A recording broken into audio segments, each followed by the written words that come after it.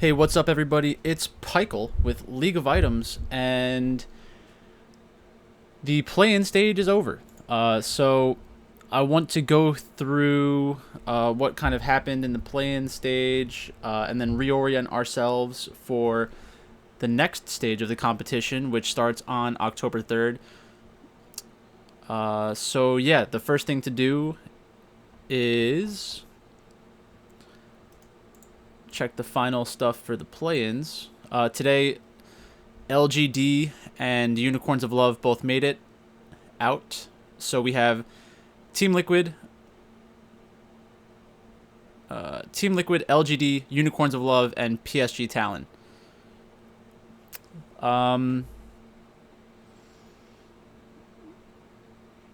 Yeah, that's that's basically it.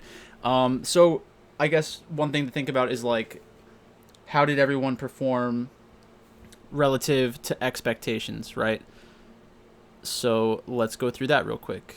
Let's look for all the Team Liquid games. So Team Liquid beat Mad Lions, beat Legacy. So the Mad Lions win is a good win. Legacy, nobody really cares. Beating Supermassive, at the end of the day, it looks good. Losing to INTZ, I think at that point, nobody's going to criticize TL for how they played, but it's just a reminder that like they can beat anybody in this, and well, they could beat anybody in the play-in stage, and they can lose to anybody in the play-in stage. And that, personally, I don't think that's something that should inspire confidence. I expected them to have a good chance to get out of the play-in stage already. So the fact that they accomplished that doesn't change how I look at Team Liquid. A lot of people are saying like Brox is only good at Graves and can't play anything else. Personally, I don't believe that. I think that Graves isn't even Brox's best champion. I think that in this patch it is, because Graves is one of the best champions in the game. But it has more to do with Graves than it does to do with Broxa, in my opinion. And then yeah, so TL looked relatively good, or as good as you could expect from somebody playing in the play-in stage. When you go out and win a game you're supposed to win, I'm not going to clap excitedly. So up next we have PSG. PSG outperformed their expectations by a wide margin. So the jungle mid duo that took over for the regular starters played really well. They had their AD carry come back, and they looked even better at that point. I think that the public opinion of PSG is higher than it will ever be again, and that's something that you'll probably want to go against. That's my personal opinion. If you think that they're actually good, then that's fine. But we'll probably be on the opposite side of a bunch of games. Then we had LGD. So LGD lost to PSG, which like you need to ask yourself, if the public has a very high opinion of PSG, then LGD their opinion of LGD should not suffer as much as it has. But it has. They lost to Rainbow Seven. That was another bad game. LGD played a lot of bad games, and some people in Discord were actually talking about this, where they were asking me like, why do some leagues play best of ones and why do some play best of threes?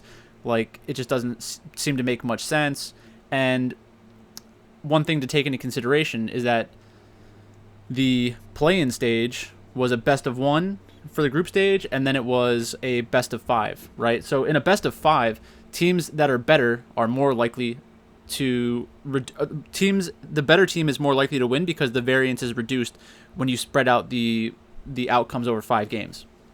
So that's I'm pretty sure that's not controversial. I don't know. But that's the fundamental difference. So the reason I brought that up is because we started to say like, or well, I started to say, imagine watching the LPL all spring and summer, and then it was best of ones instead of best of fives or best of threes. So your opinion of teams would have fundamentally changed, because a lot of those upsets in game ones that happened would have been the result. It would not have been like the quote unquote better team would not have had a chance to come back 2-1. So the public opinions of those teams would have shifted a lot more in those situations.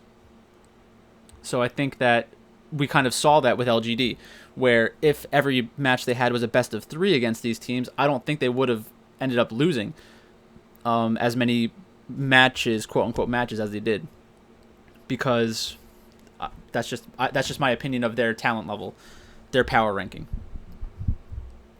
So I think that public perception is shifting so wildly because we only get these 1 game sample sizes, which determine like their outcome for the day, and yeah, it causes people to be overly negative, which that's fine. I guess you could be right, but I kind of believed in LGD anyways. So then LGD goes up against V3 in the tiebreaker, beats V3. They go up against Rainbow 7 in the elimination round. They beat them 3-0. And then they go up against Legacy, and they beat Legacy 3-0. So other people in my Discord were saying, like, there are a lot of people out there talking about Legacy having a chance to beat LGD because they play similar to Team Liquid, Rogue, and whoever. And that's just not a very convincing argument to me. I focus more on talent than playstyle. It's like playstyles only really come into consideration when the teams are similar talent levels, and I just didn't believe that LGD and Legacy were similar talent levels. Again, I can be wrong about that kind of thing, but I can't convince myself I'm wrong with the, like, based off of the information that I have and the way that I look at things. Like, it's just impossible for me to have that opinion. So I know that a lot of the time, like, I'll have a different opinion than a lot of people, and it's not because it's not because I want to necessarily be different from everybody else, but I just don't look at things the same way as a lot of other people. And that's not to say that I'm right and they're wrong. It's just sometimes I'm going to be right, sometimes they're going to be right. And at the end of the day, we're all making bets on this, so it's not like we're just saying it to say it. Yeah. So the last team is Unicorns of Love. So coming into the tournament, Unicorns of Love, I think they were overrated because of their domestic success. They've done a pretty good job at this level, though. So now we need to think, like, public opinion will still be very high of Unicorns of Love. Public opinion will be higher than ever on PSG. Public opinion will be about the same or maybe a little bit better for Team Liquid, and then public opinion is worse on LGD than it probably should be. So let's take a look at some of the team stats and champion stats before we get into the next part of this video. All right, so LGD, looking back at it, it might seem like they had a horrible playing stage. They went 8-3. Right. This is Oracle Elixir, by the way. Tim Sevenhuisen runs this website. Anybody who watches my channel knows that I'm not a huge, like, I don't take a lot of these statistics as anything other than this team won, they're going to have the better statistics. The reason I'm looking at this is because it will let me know what other people are looking at, which I should probably be doing more. So like goal differential at 15, for example, is a stat that gets talked up a lot. And we have Team Liquid's in first place, 2,760. LGD 1,500. So I'm sure you might remember. Well, you may remember that I discussed the 2,000 goal difference. So like at the 15-minute mark, yeah, 2,760 is a very good number. But who did you do it against? That's the more important thing to take into consideration.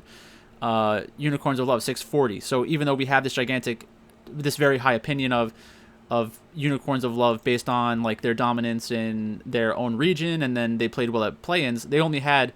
And I'm not saying this as a belief for myself, but the people who believe in the stats, they may say to themselves, yeah, Unicorns of Love looked good in their domestic league. They won a lot of games in the play-ins, but they only had a 640 goal differential at 15. And if you think that Unicorns of Love was significantly better than a lot of these teams, you would expect the goal differential to be higher. That's the kind of thinking that I would imagine that they have. PSG actually had a negative goal differential at 15, and this just shows you how noisy some of these stats can be because of the small sample size. So PSG, in games, I think they had 2 or 3. They probably had 2 or 3 comeback comeback victories, and that kind of just warps everything because you're looking at this arbitrary point in the game to kind of try to glean information from it. So that's one of the potential pitfalls of that. What else do we have? Kills. I was looking at this the other day for kills, like kill totals. You can sort by the results, so like wins or losses. You can do red side, blue side. A lot of cool stuff like that. So let's do that. Let's do LGD, PSG, Team Liquid, and Unicorns of Love. So these are the 4 teams coming out. So let's see how much these numbers differ. The KDA, 4-1, 4-1, 6-2, 8-3. So the kill to death ratio, typically in a win, you'll have a 3.0 or higher. LGD had some very low kill score games, and I think that's because they were trying to reduce variance, which is not necessarily a bad thing. We've seen LGD have these gigantic kill score games. It doesn't mean they can't do it anymore. It just means that they didn't do it over this 11 game period, and they had a lot of deaths in some of these games too. So that's basically it for this. First blood percentage, LGD had a huge first blood percentage. LGD actually was throwing away some of their games too, which is concerning. Like, you don't want to see teams with 2,000 or 3,000 gold advantages losing games, which is going to have a negative impact on like some of these statistics. You also don't want to see like the way that they were treating dragons, the way that they were prioritizing dragons. So the dragon percentage for most teams that have been winning a lot of their games is around 70%. They're at 55. What does that stat really mean? It's difficult to say because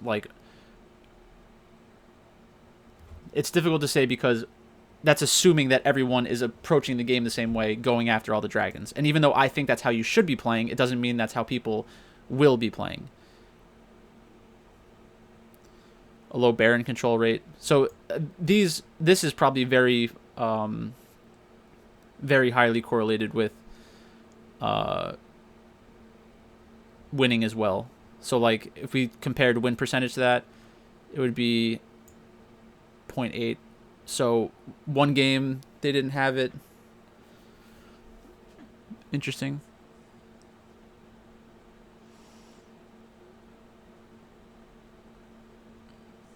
All right, so that's fine. Let's take a look at the champions. So the pick ban percentage. Going into this, I said Nidalee, Graves, Kindred, Urgot, Akali, Lucian. Those were a lot of the champions we expected to be at the higher end of this. So let's see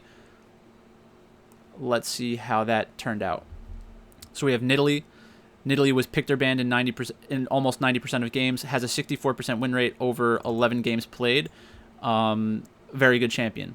Lilia, another good champion, 87%, but only a 30% win rate. This means to me that a lot of teams that were losing games were prioritizing Lilia. It doesn't mean that Lilia was contributing to the losing difference, but maybe it's a spot where like blind picking Lilia is not something you should be doing, which makes a lot of sense because I was actually discussing this with the Yale team yesterday. We were preparing for a match that we had last night, which we won 2-0, and the other players' champion pool included a lot of champions that could theoretically run over Nidalee, Lilia, Kindred, or squishy junglers because they're like a juggernaut style champion like Hecarim, Olaf, Rek'Sai. Well, Rek'Sai's not really a juggernaut, but Rek'Sai has counterplay in those matchups, and that's what we were kind of afraid of. And I think we've seen a decent amount of that in EU Masters and in the play-in stage where Lilia can just get run over. Still a good champion though. I don't have any doubts that Lilia is a good champion. Orianna with a 90% win rate, maybe even a little higher considering it was also played in 80 carry. But 87% presence, very interesting. Orianna is a strong mid lane champion, is a control mage, does her job very well, clears waves, and is impactful in team fights. So not too big of a surprise there. And I don't know what her matchup's like against Akali, but that might have something to do with Akali not being played as much. Ornn top. I think Ornn's a trap. It has a 90% win rate. Ornn will not have a 90% win rate in the next stage of this competition. There are a lot of ways to punish Ornn, and we saw it in LPL all year. So when we had Legacy going up against LGD, that's one of the reasons I was so confident in LGD. And let me just look at the... Let me see if I can find the scoreboards. They might not be up yet.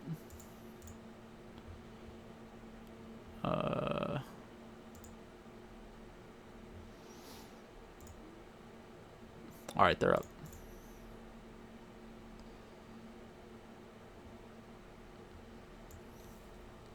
So LGD against Legacy, the way that I was looking at it is that Ornn is the kind of champion that Legacy has talked about in some of their post-game interviews, saying like whoever gets Ornn wins, and that gives LGD two options. You either ban it because you don't want them to be on it and you think that the other top laner isn't as good as your top laner. You'll have beneficial matchups and you'll be able to win the game through top lane, potentially, putting them on something they're less comfortable with. So LGD, it looks like they went on the ban side of things, which is kind of surprising. I figured that Longshi would be able to play carry champions into it. Like, if you're going to play Camille's fine against Ornn. If you wanted to play something like Kayle, I think LGD's done this in the past where they actually did it, but maybe they just thought to themselves, like, take away the comfort pick from the lesser team and we should be even better. Peanut played Graves, Nidalee. So I love that. I love the fact they're going back to Graves. I think Graves is the best champion in the game right now for how it impacts the pro meta. We saw a Misfortune game, which is pretty interesting. But yeah, that's kind of what I was thinking going into that match. Set has a 68.4% pick ban rate, has an under 50% win rate. It's been played in 4 spots. It's pretty cool.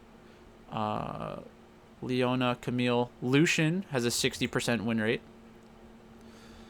which was lower before, I think, right? So you have that. Senna was another champion I was looking at for this tournament. Senna is very team composition reliant. So if you're just blind picking Senna because you think it's a strong champion that can fit into a lot of team compositions, you run the risk of losing a draft. Shen, Rakan, Alistair is a champion that's coming back, even though it has an 82% win rate. Wow. So it's been seen in 47.4% of games, 82% win rate. This is the kind of champion that I think would be another way to play Senna, fasting Senna, if you wanted to play that. A lot of different 80 carries. Syndra, TF, 57% win rate. I personally, I don't like TF that much. Galio, 22%. Galio, I think, is a trap for a lot of the teams that aren't as good because they want to go for that wombo combo style that you see a lot in like lesser regions. Where is Akali? I think that we'll see Akali exponentially more in the next stage. I can't believe how little she's been played. Did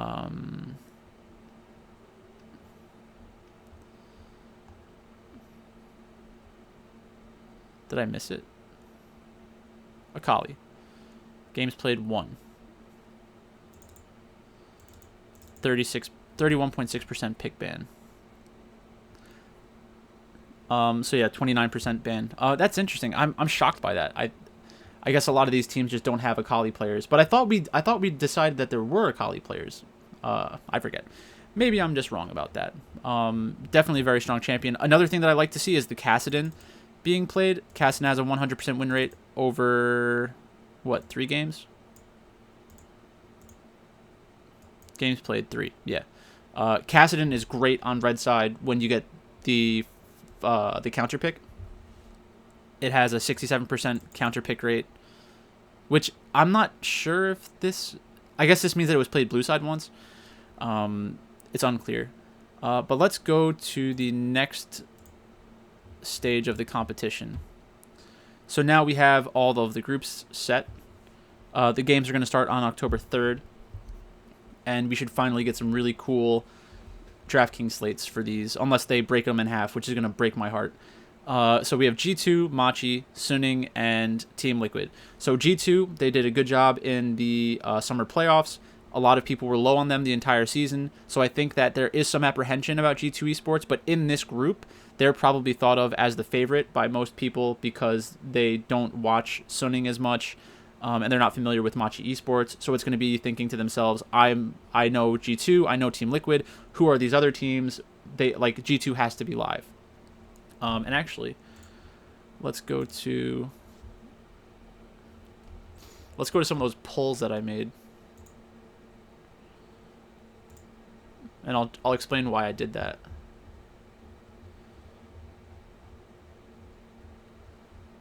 One second. All right, what percentage of the time do you think G2 wins Worlds? There were 56 votes.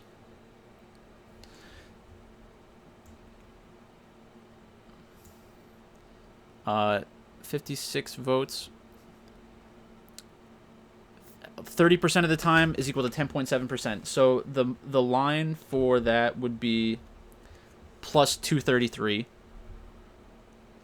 20% would be plus 400. 10% would be like in the 600 or 700 range, and then 5% is even higher than that. So when you're looking at the numbers that are being released for G2 to win the world championship, that's what I would compare it to. Like however you would answer this question, find the implied win probability, and then go about it that way. That's the best way to do it, in my opinion. Let's get some additional light. I guess I have to push that further away.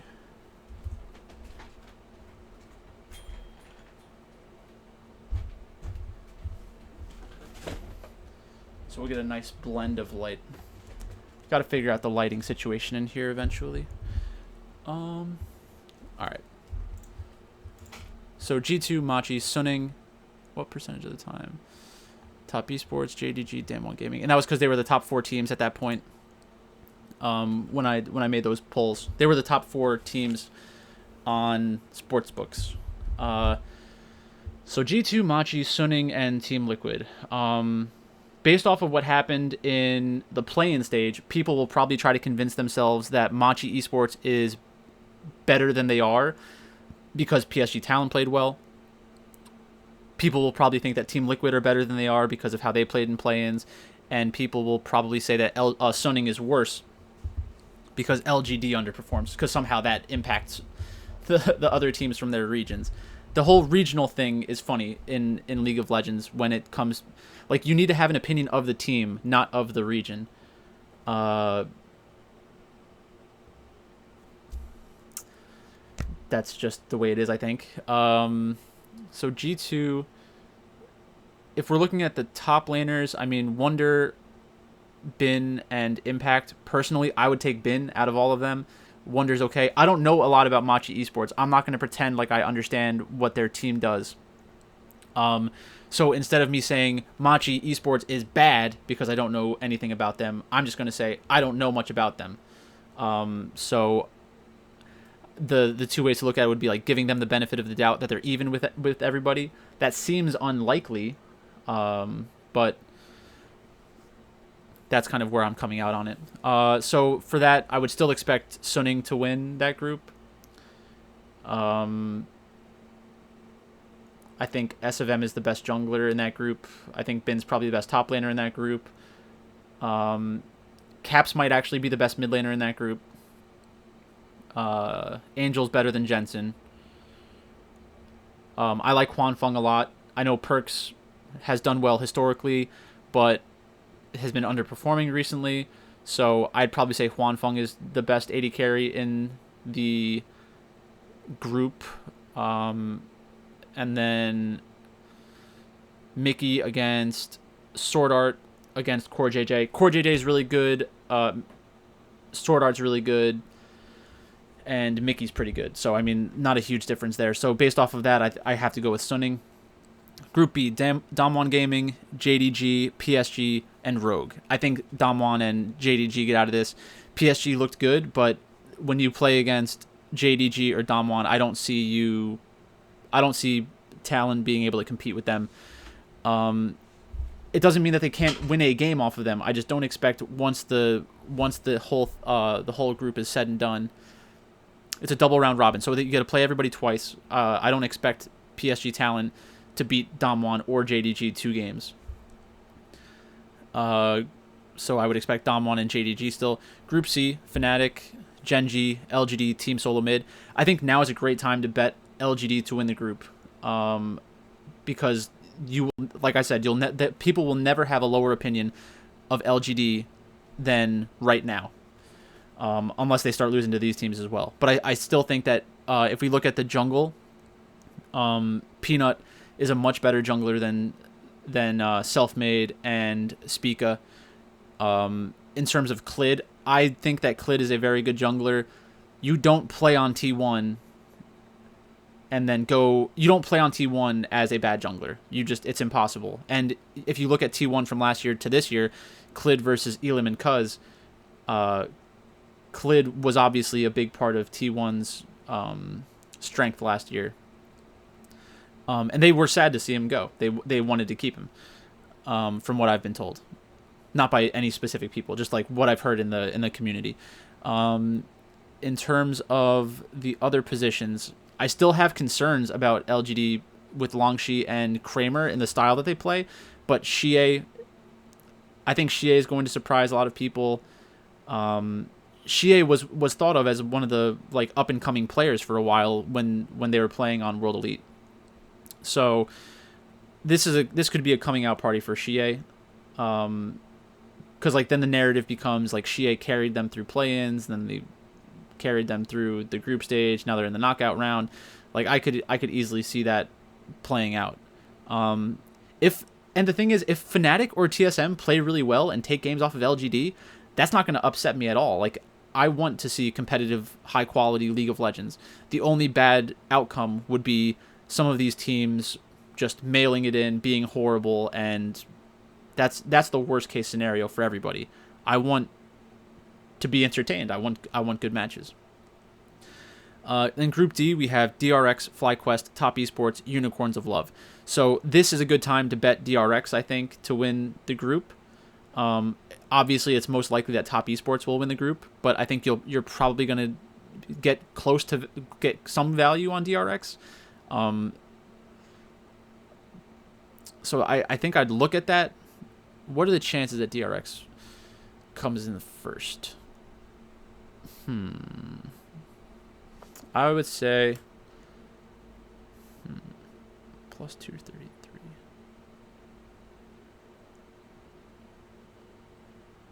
So the number would have to be, I mean, you probably can't get plus. They probably took all the value out of it. Like I think that DRX wins the group. 30% of the time? Is that high enough? I guess you'd have to think of it as like DRX against Top Esports heads up. They're going to play 2 matches. Top Esports is going to be the favorite, like minus 150 in both of them probably. Actually, we can check that. So let's see.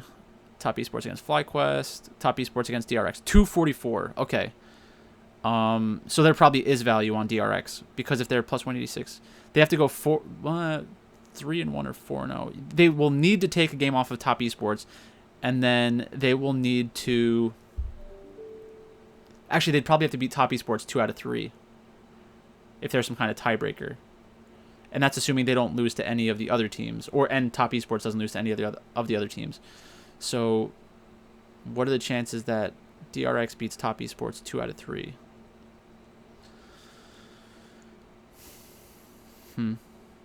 Plus 200. I don't know what the number is that I don't know the numbers that are out there that you can find, but I would say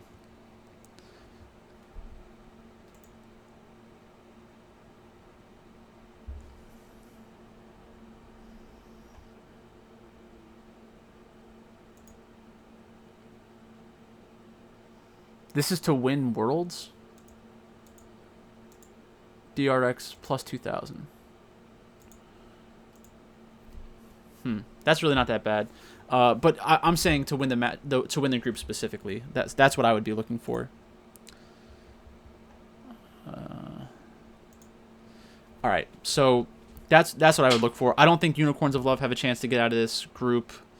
If I'm wrong about DRX, that's the team that I would see dropping out. I don't see Top Esports failing to get out of groups ever. Let's see. Day 1.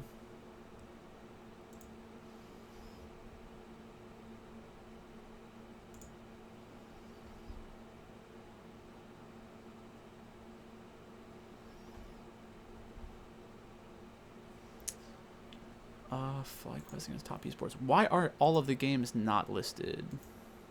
Because they weren't decided yet? Yeah, I guess because they weren't decided yet. So, let's just do it this way. FlyQuest, Top Esports. Top Esports is minus 715. FlyQuest is plus 450. I don't think you're gonna bet Top Esports at minus 700. I just don't see the point really. You're not gonna make that. You're not gonna make enough money off of it. Damwon against JDG. JDG at plus 125 I think is fine. I think JDG should probably be the favorite. So I would look at that. TSM against Fnatic. Again, I would play TSM. It's not that I think that they're better than Fnatic. I just think it's a 50-50, and these aren't 50-50 odds. It's close to 50-50 odds. 55-45.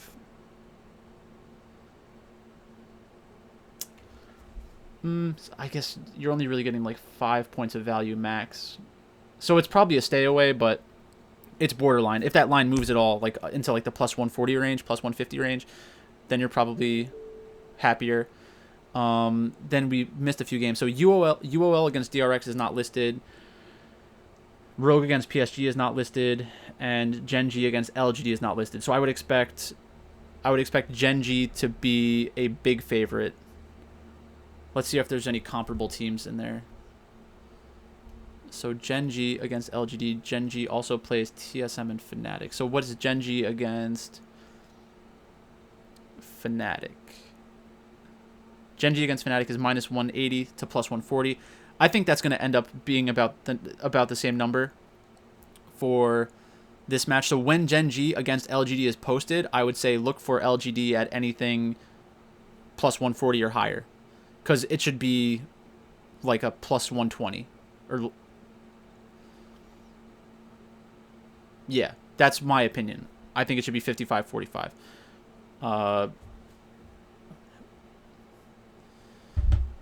Even if it's 60-40, you're still going to get 150.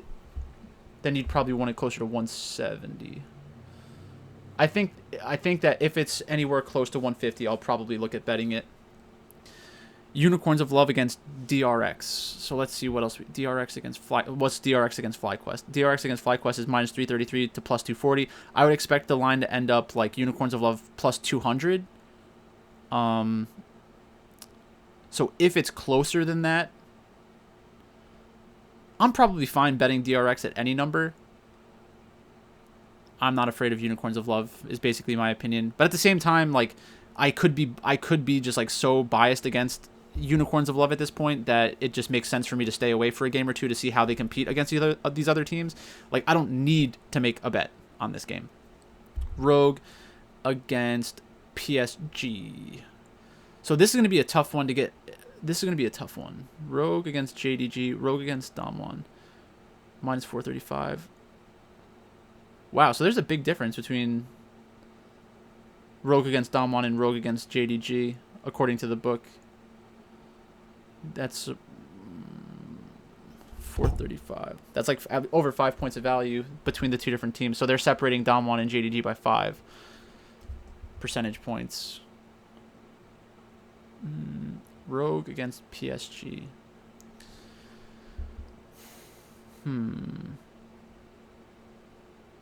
So they're saying Rogue. They're saying Rogue beats JDG 33% of the time. I think that's wrong. I think in reality it's closer to 20 to 25%.